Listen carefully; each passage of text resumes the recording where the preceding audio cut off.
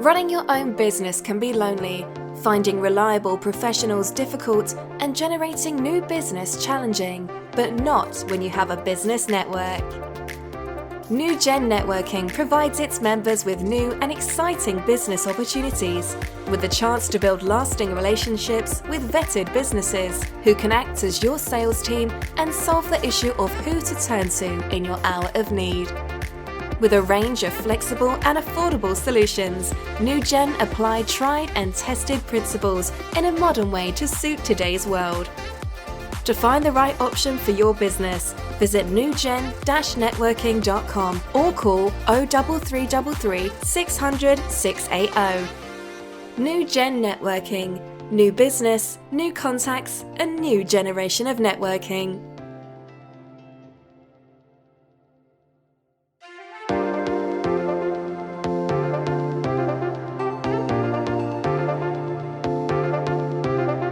You're listening to the NewGen podcast exclusively on the Pod Station.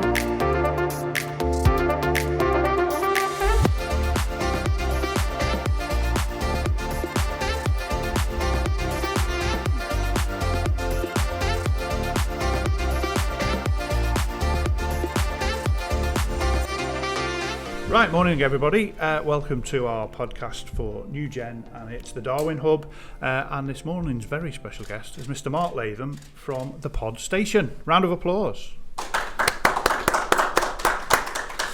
Morning, Mark. Hello, David. How are you? Splendid, thank you. Good.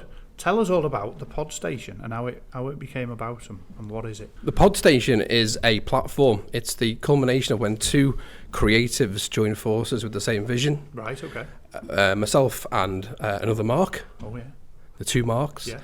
came up with an idea to have a Pod Station platform that was accessible to anybody and everybody.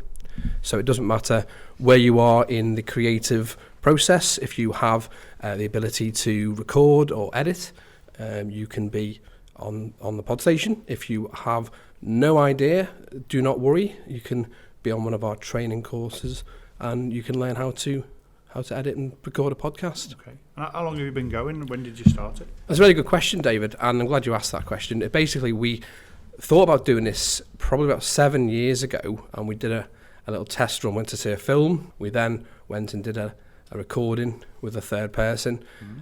And it was a good test because it actually identified some of the pitfalls of recording, which is sound quality, acoustics, equipment, the ability to edit properly and enjoy all of the facets that come with recording a podcast. Okay. And then we learn from those mistakes, like with anything. And then fast forward to just before the pandemic happened. Yeah. You may have heard about it, the pandemic. We were doing properly recording of our own collateral, as it were, and come up with shows and come up with ideas of new shows of how we could fill the platform with just people could listen to. Yeah, okay. We were already aware that actually in America, 40 million plus podcasts are listened to by Americans, and all that happened was the pandemic happened and people were stuck at home, didn't really want to listen to the news. No. So they went to two places, YouTube as an instructional place to go. If you wanted to do some DIY, you go on YouTube to find out, because men don't read instructions, and listening to podcasts. Right, okay. And that was where we just used that time to plan where we were going to go from there. Yeah, and obviously the sort of, maybe one of the barriers would be maybe the equipment. People would think, oh, well, no, I haven't got the equipment to do that, so I can't do it. Is that sort of easy accessible now? Is that different? There's lots of equipment out there. It's whether it's the right equipment. Okay. We don't suggest, we're not sponsored by anybody. No. We've sourced stuff that works for us, and we continue to develop personally, and we kind of find new equipment that might service other areas of where we're going to record, whether we're mobile. Okay. We merely provide what we've seen and what we've done and pass that information on to people, again, because we've already, it's the road less travelled, we've already done that journey. People don't need to do that. Just duplicate that for someone, and you've tested the stuff out, and you know. We know what works. Yeah. Is it all about sound quality then? Is it, because will it put people off if the quality's not good, or? It depends how precious you are. tend to be a bit OCD with stuff like that because I quite like it to sound. If someone's listening to it in the car, I put myself in the place of where the person's listening to it. So if they're in bed and as a mindfulness ritual, they might go to bed, have a chamomile tea, and put a podcast on to go off to sleep. That happens. It could be you're in the car between meetings, or you're on a long journey and you want something to just keep you company rather than some drum and bass. Okay. That would be another environment where that would work. We merely just provide some of the solutions to problems and things that we've come across during that process, but making it, again, accessible. People, there's loads of equipment out there.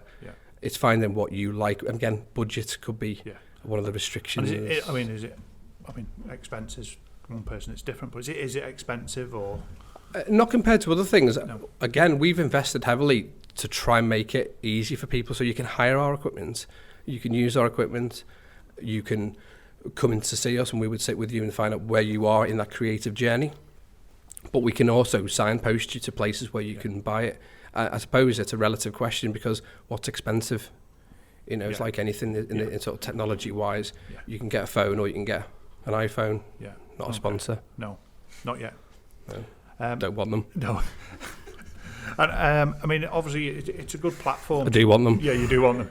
I suppose it's a platform to talk about anything, but it's good for your business to just maybe chat about your business and talk. When you have a platform like the Pod Station, it is really, really good because it's so versatile. And one of the things we did do whilst COVID was rampant was to think of how we could give back to business which wouldn't cost them any money. So one of the ideas was what we call the business spotlight. And the purpose of that is it's between, half an hour, 45 minutes. It can be longer. It's not prescriptive by any means, but we invite businesses who have an opportunity, like this, an interview style podcast, which gives them the opportunity to showcase their entire business. We ask them questions about what they do, how they got there, the journey, and different things like that. Okay. And then they can round it off with tips of what they would suggest people can do in their own business, and then contact information. We can then allow them to use it on their platforms. So you can post it up onto the website. And we have terms and conditions and things, but ultimately the idea is that they can showcase their business and it's on our platform. It's free, cost them nothing. And one of the things which is really good is small businesses, particularly in new businesses that happened. There was a cottage industry, again, a kind of a renaissance of cottage industries during COVID where people decided to set up businesses, whether it was selling face masks or whatever, but ultimately it gives opportunity for them for free to get some publicity because it goes on all the platforms, it goes on social media, all the Instas, and everybody gets that for free, and that's a really good thing, especially when it costs money to market yourself. Yeah, of course. And people may be sort of like, I don't know, scared, as if like going on TV, going on radio, but it really is just talking, isn't it? And you can edit it all out anyway, can't you? You can, and there's a couple of the reasons why people tend not to record podcasts. I personally hate the way I sound. And when I'm editing myself, I am super harsh. I will cut loads of me out. And I don't actually listen to any of the podcasts that we do. Right. Because by the time I've edited it, I've had enough of me. But people similar would have problems with listening to themselves, or they may think that they don't have anything worthwhile talking about. I would argue and suggest that they do. There's lots of topics, there's lots of subject matter people talk about. We're having a conversation now. That's a podcast. Oh, it is, isn't it? So there's lots of ways in which people can take that vehicle and make it accessible, and you can edit it. That's one of the wonderful things about it. It's not live. You can take bits out, and if you think you sound a bit daft or you need to fact check information, you can take them out or re-edit into the podcast the right information. You can have guests on. It's pretty much really very flexible in terms of what you can do. I suppose the other thing as well, which during the pandemic, you can do it online as well, over Zoom, can't you, or Teams or whatever? Zoom, Teams, it's not my go-to because it's all down to how good your broadband is, but that's not a reason not to do it. You can do it, and there is people have done that. And also if you are technically minded, you might want to record it and do it on a YouTube channel. We have a YouTube channel. We haven't done the filming yet. No one needs to see our faces. No, not yet. It's not that. Very scary. We want people to sign up to the podcast station. When we get famous and we have Apple as a sponsor, we might record our big fat faces. Okay. it's the future, it's where it's going. It's like QR codes, they've been around for a while. People just didn't realise they could use it fundamentally as a and vehicle. People, I suppose, if they're time poor, they can listen to them on the go, they can drop in and out. And the way media is going you can anyway, subscribe to them as well, and so when you do a new show, it'll drop into you, and it'll give you a notification. So I suppose it's like even TV now. People probably just watching live TV seems to be a thing in the past, doesn't it? Yeah, I mean, play on demand now is massive, which is why you can't always record the figures, because people will either record it on the Skybox or whatever. Sky not a sponsor, not yet. But we might be with Apple. You have to fight it out, but you can watch it on demand. You can watch television whenever you want, and the same with podcasts. You can subscribe; it'll drop into your little box, and then when you are, having a bit of a quiet time, or even if you're working and have it in the background, just sort of white noise. Yeah, a lot of people do that, and also especially with people working from home now.